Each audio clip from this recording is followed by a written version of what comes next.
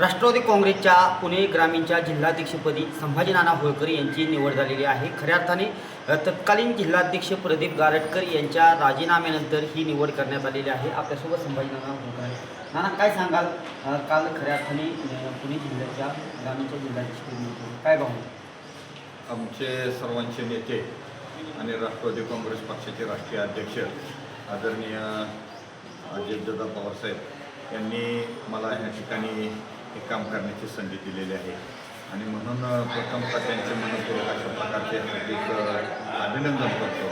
आणि पक्ष संघटनेमध्ये सर्व कार्यकर्ते असतील, आमचे सर्वांचे नेते, सगळे आमदार, माजी आमदार, सगळे पक्षाच्या संघटनेमध्ये काम करणारे सगळेच मान्यवर यांना बरोबर घेऊन विश्वासात घेऊन त्यांच्या सगळ्यांच्याच मार्गदर्शनाखाली खऱ्या अर्थाने या जिल्ह्यामध्ये आणि ग्रामीण भागामध्ये राष्ट्रवादी काँग्रेस पक्षाचं प्रचंड असं मोठ्या प्रमाणात काम आहे आणि अजून त्याच्यामध्ये त्या कामामध्ये वाढ व्हावी, लोकांच्या अडीअडचणी दूर व्हाव्यात आणि ग्रामीण भागामधला सर्वांगीण विकास व्हावा, हे जे आदरणीय अजितदादांच्या माध्यमातून जे खऱ्या अर्थाने तिथं काम केलं जातं, सगळ्या जाती धर्मातल्या लोकांना बरोबर घेऊन त्या कामाच्या संदर्भात सगळ्याच कार्यकर्त्यांना बरोबर घेऊन त्या ठिकाणी तिथं काम करणार। नाना, खऱ्या अर्थाने जिल्हा परिषद पंचायत समिती निवडणुकीला बिगुल वाढणार आहे।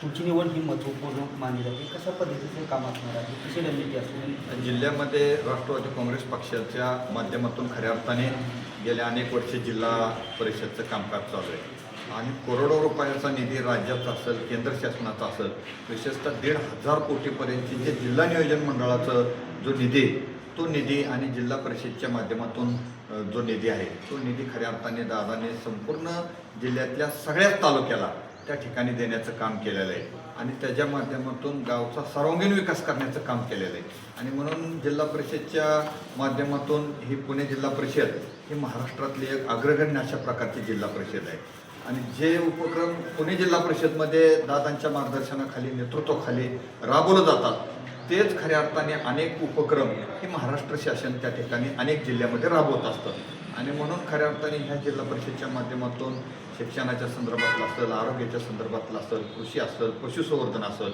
विशेषतः महिला बालकल्याण आणि आरोग्य या क्षेत्रामध्ये आणि शिक्षणामध्ये जिल्हा परिषदेने अत्यंत भरीव आणि चांगलं काम हे त्या ठिकाणी ह्या जिल्ह्यामध्ये केलेलं आहे आणि त्याच्यामुळं खऱ्या अर्थाने एक विकासाचं काम हे राष्ट्रवादी काँग्रेस पक्षाच्या माध्यमातून झालेलं आहे आणि सगळे कार्यकर्ते, सगळे नेतेगण त्या ठिकाणी तिथं ही जिल्हा परिषद पुन्हा एकदा राष्ट्रवादी काँग्रेस पक्षाच्या नेतृत्वाखाली राहावी अशा प्रकारचं काम त्या ठिकाणी तिथं करते। नक्कीच हे संभाजी नाना होळकर होते। उपमुख्यमंत्री अजित पवार यांनी दिलेली जबाबदारी नक्कीच पार पाडणार आणि राष्ट्रवादी तळागाळापर्यंत पोहोचवणार आणि येणाऱ्या काळात जिल्हा परिषदमध्ये राष्ट्रवादीचा पुन्हा एकदा झेंडा रोवणार अशी आशा यावेळी संभाजी नाना होळकर यांनी व्यक्त केलेली आहे। दीपक कापरे, TV9 मराठी, बारामती।